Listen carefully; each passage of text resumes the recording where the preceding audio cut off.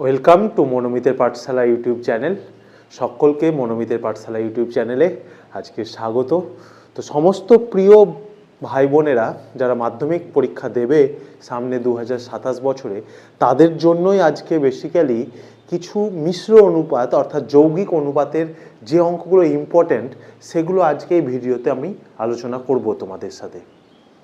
ওকে, তো চলো একটা একটা করে আমরা প্রবলেমগুলো সলভ করি। আগের ভিডিও যদি তোমরা না দেখে থাকো, সেখানে আমি অলরেডি আলোচনা করেছি যে অনুপাত কি, অনুপাত কাদের মধ্যে করা যায় এবং অনুপাতের প্রকারভেদ, মিশ্র অনুপাত কি বা যৌগিক অনুপাত কি।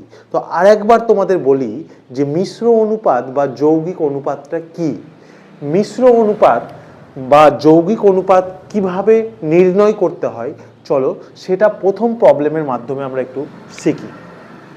দেখো, প্রথম যে অনুপাতটা আছে a/b/c, তাহলে এটার পূর্বপদ কি? a/b, উত্তরপদ c। তাহলে কোনটা পূর্বপদ আর কোনটা উত্তরপদ সেটা শিখে গেলে। একই রকমভাবে বলো দেখি b/c/a, এই অনুপাতটার পূর্বপদ কোনটা আর উত্তরপদ কোনটা? ক্লিয়ার তোমাদের কাছে? প্রথমটা পূর্বপদ এবং পরেরটা উত্তরপদ। এটার ক্ষেত্রে এটা পূর্বপদ, এটা উত্তরপদ। এবার যখন তুমি মিশ্র অনুপাত বা যৌগিক অনুপাত বের করতে যাচ্ছ, তখন কি করে বের করবে? এই পূর্বপদ যেগুলো আছে সেগুলোর গুণ করে নাও, a/b into b/c into c/a is to দাও, এবং এরপরে উত্তরপদ যেগুলো আছে সেই উত্তরপদগুলোর গুণ করে নাও, তাহলে c into a into b। দেখি এবার কিভাবে মিশ্র অনুপাত নির্ণয় করতে হয় সেটা আশা করি ক্লিয়ার হয়েছে। আগে পূর্ব পদগুলোর গুণ করে নাও, ইজ টু উত্তর পদগুলোর গুণ। এবার কাটাকুটি করে দেখি কি অ্যান্সার আসছে। সি ক্যান্সেল, এ কেটে 1, তাহলে 1 ইজ টু সি এ আর বি গুণ করে হলো ABC। তাহলে এই যে তিনটে অনুপাতের মিশ্র অনুপাত তোমাদের বের করতে দিল, এই তিনটে অনুপাতের মিশ্র অনুপাত হচ্ছে 1 ইজ টু ABC। এবার যদি তোমাদেরকে এখান থেকে বলে যে এই আরো ধরো 5টা অনুপাত দিল, দিয়ে মিশ্র অনুপাত বের করতে বললো, বা দুটো অনুপাত দিল দিয়ে মিশ্র অনুপাত বের করতে বললো, সিস্টেম একই, সব জায়গাতে পূর্ব পদগুলোর গুণ ইজ টু উত্তর পদগুলোর গুণ। তাহলে এটা খুব ভালো করে মনে রাখো যে মিশ্র অনুপাত বের করতে গেলে কি করতে হবে? পূর্ব পদগুলির গুণফল, এই দিয়েই আমার প্রত্যেকটা অঙ্ক হবে।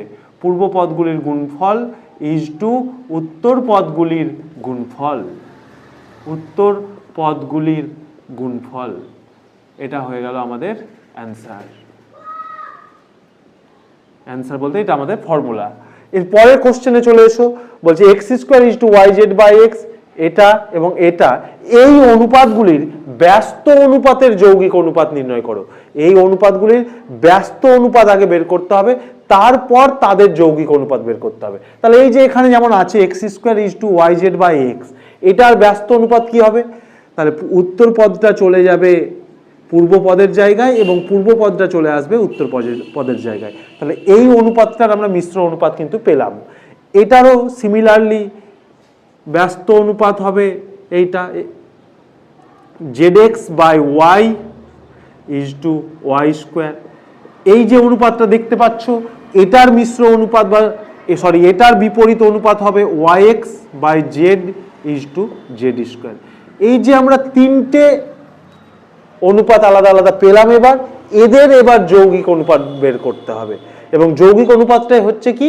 মিশ্র অনুপাত। তাহলে যৌগিক অনুপাত বের করার ব্যাপারটা কিরকম? পূর্ব পদগুলোর গুণ করো, তাহলে yz/x is to zx/y into yx/z is to x² into y² into z²। এবার কাটাকুটি করো, দেখো কি আসছে, x কেটে গেল, y কেটে গেল, z কেটে গেল। তাহলে কি থাকলো এখানে? x y z is to x² y² z²। এবার আবার দেখো কাটাকুটি যাচ্ছে, তাহলে 1 is to x y z। এটা হয়ে গেল তোমার অ্যান্সার। এরপরে দেখো, এরপরে তিনটে সংখ্যার মিশ্র অনুপাত বের করতে বলেছে। এবার আশা করি এটা তোমরা নিজেরাই পারবে, জাস্ট আমি করে দিচ্ছি। দেখো, পূর্ব পদগুলোর গুণ করো, 4 into 5 into 9 is to 5 into 7 into 11। আমি একটা তোমাদেরকে সাজেশন করব এখানে যে প্রথমেই তোমরা কিন্তু সংখ্যা পেলে গুণ করে নেবে না, জাস্ট গুণ আকারে লিখবে, তাহলে তোমাকে দুই দিক থেকে তোমার কাটতে সুবিধা হবে। তাহলে এই ক্ষেত্রে দেখো 5 5 ক্যান্সেল, আর কিছু ক্যান্সেল হচ্ছে, আর হচ্ছে না, তাহলে 36:77। আচ্ছা বলো দেখি 36:77 এই অনুপাতটা মিশ্র অনুপাত, এই অনুপাতটা লঘু অনুপাত, গুরু অনুপাত না সাম্যানুপাত? আমি কিন্তু অলরেডি তোমাদের পড়িয়ে দিয়েছি যে কোনটা লঘু, কোনটা গুরু, কোনটা সাম্যানুপাত। তাহলে এটা অবশ্যই একটা কি লঘু অনুপাত। তার কারণ এই যে দেখতে পাচ্ছ প্রথম পদটা অর্থাৎ পূর্ব পদটা ছোট উত্তর পদের থেকে, তার মানেই তো আমরা জানি যে সেটা কি হবে লঘু অনুপাত। এরপর আমাদের একদম লাস্ট প্রবলেমে আমরা চলে আসবো মিশ্র অনুপাত থেকে। তো চলো লাস্ট প্রবলেমটা আমরা একটু করে নিই বোর্ডে। এটা একই রকম ফর্মুলা ভাবে হবে। কি বলেছে? x plus Y is to x minus Y, X square plus Y square is to X plus Y whole square, এবং এইটা এই তিনটে অনুপাতের তোমাকে মিশ্র অনুপাত বের করতে হবে। তাহলে কিভাবে বের করব? X plus y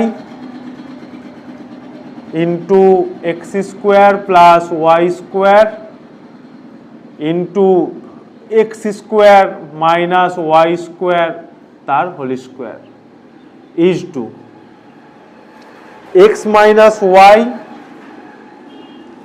into x plus y তার whole square into x to the power 4 minus y to the power 4।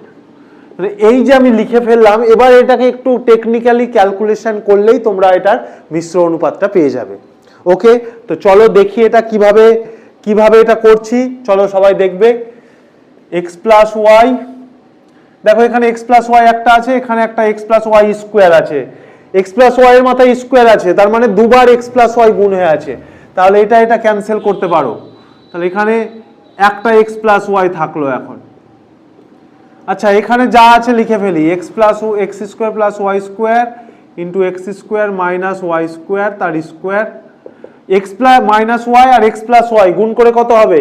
X square minus Y square, সূত্র x square minus Y square. আর এই জায়গাটাই দেখো এক্স টু দি পাওয়ার 4, ওইটাকে আমি সূত্রে ভাঙছি, তাহলে এক্স স্কোয়ার তার স্কোয়ার মাইনাস ওয়াই স্কোয়ার তার স্কোয়ার। এদিকে দেখো x square plus Y square into x square minus Y square তার whole square is to x square minus Y square. এটা এ স্কোয়ার মাইনাস বি স্কোয়ারের সূত্র, তাহলে x square plus Y square into x square minus Y square. দেখো এবার দুই দিক থেকে কি কি ক্যান্সেল করতে পারছো? তাহলে x square plus Y square, X square plus Y square cancel, X square minus Y square দুটো আছে, এখানেও দেখো দুটো আছে। তাহলে পরের লাইন যদি আমরা একটু করি, তাহলে x square minus Y square তার whole square is to x square minus Y square তার স্কোয়ার। তাহলে দুই দিকেই ক্যান্সেল হয়ে গিয়ে হলো 1:1। আচ্ছা বলো তো দেখি, এখানে তোমাদের কাছে একটা কোশ্চেন, যে যদি কোনো অনুপাতের পূর্বপদ এবং উত্তরপদ সমান হয়ে যায় তাহলে সেই অনুপাতটাকে আমরা কি অনুপাত বলি? অবশ্যই কমেন্ট বক্সে কমেন্ট করো।